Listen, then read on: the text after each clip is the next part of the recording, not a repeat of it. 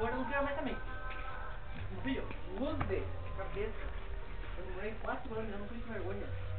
Ai, mas você tá não. E você? Ai, meu sonho é ia ficar bravo. Já falar? Conta. Ai, Cristo. Caí. Não, mas deixa quieto, não enche meus pacotes. Menina. Lili. Meu fofinho.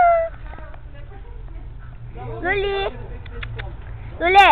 Lulê. Eu gosto de cabelo tonto, mas eu que eu gosto, mas não vou com isso. Não quero, filho. Só isso. Olha o menininho, que fofo. Fofo, menininho, é. Ali, né?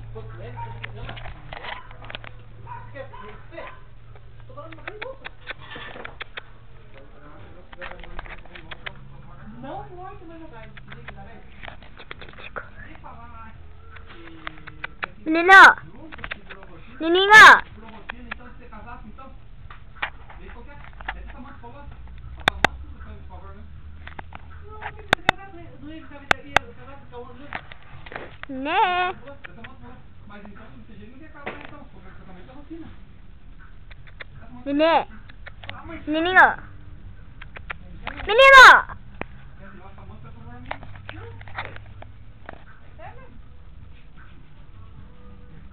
Mas só festa, mas não sabe. E um dia você vai. Olha, você tem que passar aqui pra você. Sabe o que você falou pra mim? Menino. Porque você não quer terminar, você não tem.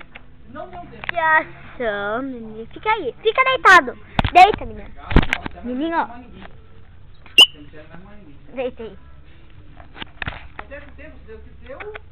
Nenê. Para, menino. Vem aqui.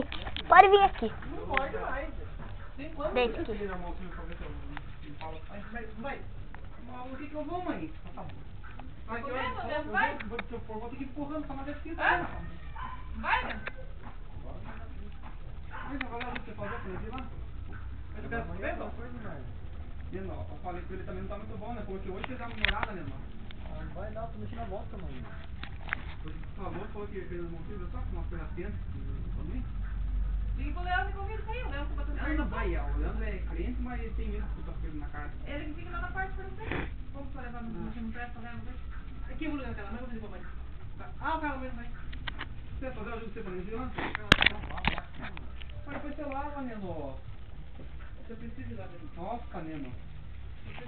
Vai lá e tá bom. Você tem uma semana inteira, só agora que eu vou tirar a moto pra ele.